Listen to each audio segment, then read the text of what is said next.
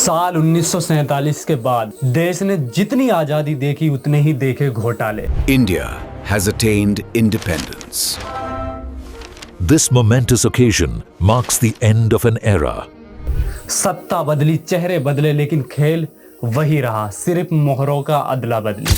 कभी कांग्रेस पर उंगलियां उठी तो कभी कांग्रेस ने विपक्ष को कटघरे में खड़ा किया। लेकिन सच क्या था? कौन गुनहगार था और कौन सिर्फ शिकार? शारदा चिट फंड घोटाले की परतें अभी खुली भी नहीं थी कि इतने में 2G स्पेक्ट्रम स्कैम की गूंज संसद में सुनाई दी। चारा घोटाला से लेकर कोयला घोटाला तक हर केस में रहस्य और साजिश की बू मिली। लेकिन क्या ये घोटाले सिर्फ कागजों में दर्ज हुए या इनके पीछे कोई अदृश्य हाथ था जो सत्ता के धागे हिलाता है? आज भी कई फाइलें धूप में दबी सो रही हैं और कई जवाब सवालों की तरह अधूरे पड़े हैं। आखिर देश को किसने लूटा? क्या ये सब महज कांग्रेस और बीजेपी की आपसी आरोप प्रत्यारोप की राजनीति है या फिर इनमें से ही कोई एक असली चोर है? यही जानने की कोशिश करेंगे हम आज के इस वीडियो में। साल था 1957। भारत को आजाद हुए 10 साल हो चुके थे और पहली बार एक औपचारिक सरकार संसद में पूरी तरह स्थापित थी। तभी सामने आया आजाद भारत का पहला घोटाला, मुंद्रा स्कैम। इस घोटाले में सरकारी कंपनी LIC का करोड़ों रुपए उद्योगपति हरिदास मुंद्रा के घाटे वाले शेयर्स में निवेश किए गए। संसद में सवाल उठा कि जनता की कमाई को इस तरह दांव पर क्यों लगाया जा रहा है।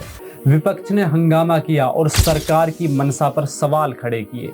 मामला इतना गंभीर हो गया कि उस टाइम के वित्त मंत्री TT कृष्णमाचारी को अपने पद से इस्तीफा देना पड़ा। प्रधानमंत्री जवाहरलाल नेहरू ने इस पूरे केस को इग्नोर नहीं किया। उन्होंने स्वीकार किया कि ये एक बहुत बड़ी गलती थी, एक चूक थी जिससे सरकार को सबक लेना होगा। लेकिन नेहरू ने इस गलती को छिपाने की कोशिश नहीं की, बल्कि उसे खुले मंच पर स्वीकार किया। यही वजह थी कि नेहरू की ईमानदारी पर कभी सवाल नहीं उठे। वे मानते थे कि ट्रांसपेरेंसी ही डेमोक्रेसी की असली ताकत है। इसलिए भले ही ये घोटाला उनके शासनकाल में आया हो, लेकिन उनकी सच्चाई और ईमानदारी ने उन्हें जनता की नजरों में हमेशा एक साफ सुथरा नेता बनाए रखा। 1957 के बाद कई घोटाले सामने आए जिन्होंने भारत की राजनीति में सवाल खड़े किए। लेकिन असली जो करप्शन सामने आए वे आए UPA गवर्नमेंट में, जिसमें कांग्रेस ने गठबंधन के साथ सत्ता संभाली और अपने दोनों कार्यकाल पूरे किए। इस दौरान सरकार पर कई गंभीर आरोप लगे जिन्होंने देश और जनता को अलर्ट किया। जनता ने महसूस किया कि बड़े पैमाने पर सरकारी धन का दुरुपयोग हो रहा है और कई मामलों में अकाउंटेबिलिटी की कमी थी। सबसे चर्चित था 2G स्पेक्ट्रम स्कैम, जिसमें टेलीकॉम लाइसेंस और स्पेक्ट्रम एलोकेशन में करोड़ों का नुकसान हुआ और कई बड़े उद्योगपति और अधिकारी इनमें फंसे। इसके साथ ही शारदा चिट फंड स्कैम हुआ, जिसमें लोगों का करोड़ों रुपए डूब गए। महाराष्ट्र में अजीत पवार इरिगेशन स्कैम जैसी परियोजनाओं में इरेगुलरिटीज सामने आई। इन घोटालों ने मीडिया और जनता को जगा दिया और ये साफ कर दिया कि केवल आरोप लगाने से काम नहीं चलता, बल्कि जांच और एविडेंस के साथ दोषियों को सामने लाना भी जरूरी है। यही कारण था कि जनता ने सरकार पर भरोसा खोया और अगले चुनावों में अपनी वोट्स के जरिए नाराजगी दिखाई। UPA के ये बड़े घोटाले आज भी भारतीय राजनीति में ट्रांसपेरेंसी और अकाउंटेबिलिटी की अहमियत को दिखाने वाले एग्जाम्पल माने जाते हैं। अभी तक आपने जो भी वीडियो में देखा और सुना, उसके आधार पर आपको भी लग रहा होगा कि देश में जितने भी करप्शन हुए उसके लिए सिर्फ कांग्रेस जिम्मेदार थी। मैं ये नहीं कहता कि कांग्रेस जिम्मेदार नहीं थी, बिल्कुल थी, लेकिन ये भी आपकी गलत सोच होगी कि केवल कांग्रेस ही जिम्मेदार थी, क्योंकि असली कहानी तो इसके बाद शुरू होती है। UPA गवर्नमेंट के दौरान कई बड़े स्कैम हुए। इन घोटालों में कई नेताओं के नाम सामने आए, लेकिन असली जांच तब हुई जब केंद्र में BJP की सरकार आई और देश के प्रधानमंत्री नरेंद्र मोदी ने कहा, न खाऊंगा और न किसी को खाने दूंगा। और मेरा तो मंत्र है, न खाऊंगा न खाने दूंगा। इस समय इन घोटालों की पूरी इन्वेस्टिगेशन शुरू हुई। सबसे पहले बात करते हैं शारदा चिट फंड स्कैम की। पश्चिम बंगाल, असम और कई राज्यों में सामने आया। इस घोटाले में शारदा चिट फंड के चेयरमैन सुदीप्तो सेन ने एक लेटर लिखा जिसमें कई बड़े नेताओं के नाम शामिल थे। 3 बड़े नाम जो मैं आपको बताने जा रहा हूं। पहला था हेमंत विश्व शर्मा, जो उस समय असम कांग्रेस के वरिष्ठ नेता थे। उस समय हेमंत विश्व शर्मा कांग्रेस में थे। उन पर सीबीआई जांच हुई, लेकिन 2015 में उन्होंने बीजेपी ज्वाइन कर ली। आज वही बीजेपी जो कहती थी न खाएंगे न किसी को खाने देंगे, हेमंत विश्व शर्मा को असम का मुख्यमंत्री बना चुकी है। दूसरा नाम था मुकुल रॉय, जो उस समय टीएमसी के वरिष्ठ नेता थे।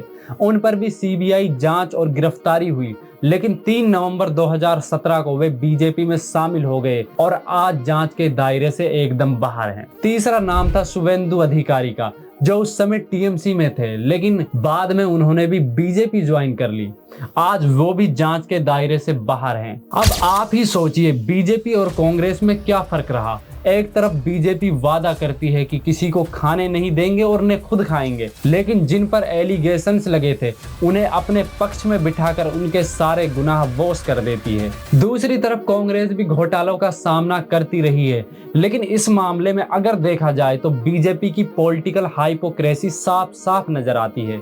इसके बाद भी कई और स्कैम सामने आए, जैसे कि महाराष्ट्र सरकार के इरिगेशन डिपार्टमेंट स्कैम में। इस पर गंभीर आरोप लगे अजीत पवार पर, जो उस समय सिंचाई विभाग के मंत्री थे। इस घोटाले की रकम लगभग 70,000 करोड़ बताई गई थी। उस समय बीजेपी सरकार ने दावा किया कि अजीत पवार को पूरी तरह इन्वेस्टिगेट किया जाएगा और उनके खिलाफ कार्रवाई होगी, लेकिन साल 2023 में अजीत पवार ने एनसीपी को तोड़कर खुद को बीजेपी गठबंधन में शामिल कर लिया। इस समय की बड़ी खबर आपको बता दें, सूत्रों के मुताबिक अजीत पवार एनसीपी की एक नई टीम बना रहे हैं और महाराष्ट्र सरकार में डिप्टी चीफ मिनिस्टर बन गए। आज उनके ऊपर सीबीआई इंक्वायरी नहीं चल रही है और बीजेपी भी अब उन पर कोई सवाल नहीं उठाती। पहले जब अजीत पवार बीजेपी से अलग थे तब सवाल उठाए जाते थे, लेकिन अब सत्ता में शामिल होने के बाद सब शांत हैं। अगर प्रधानमंत्री सच में चाहते थे कि न खाऊंगा न खाने दूंगा, तो जिन नेताओं ने भ्रष्टाचार किया उन्हें अपनी सरकार में जगह क्यों दी गई। यह साफ दिखता है कि सत्ता में आने के लिए बीजेपी किसी भी हद तक जा सकती है।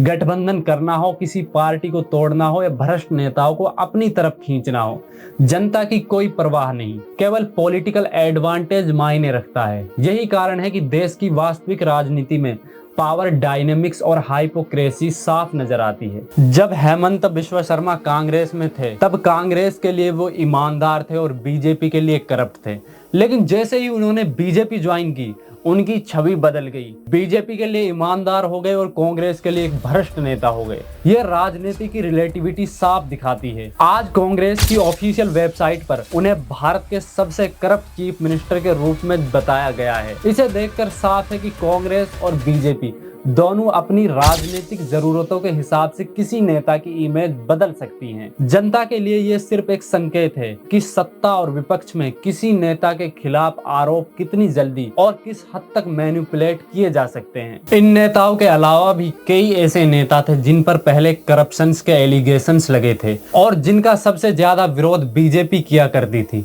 लेकिन जैसे ही ये नेता बीजेपी में शामिल हुए उनके खिलाफ सब कुछ शांत हो गया। सीबीआई इन्वेस्टिगेशंस भी धीरे धीरे ठंडी पड़ गई और मीडिया और बीजेपी की तरफ से भी कोई सवाल नहीं उठाया गया। इससे साफ होता है कि सत्ता में शामिल होने के बाद आरोपित नेताओं के खिलाफ कोई अकाउंटेबिलिटी लागू नहीं होती। जनता और विपक्ष के लिए ये एक बहुत बड़ी पॉलिटिकल आयरनी बन गया। यही दिखाता है कि सत्ता और गठबंधन के लिए बीजेपी किसी भी हद तक जा सकती है। दोस्तों, आपको क्या लगता है, देश का असली चोर कौन है? हमें कमेंट बॉक्स में जरूर बताएं। अगर आपको वीडियो इंफॉर्मेटिव लगी हो तो हमारे चैनल को भी सब्सक्राइब जरूर करें।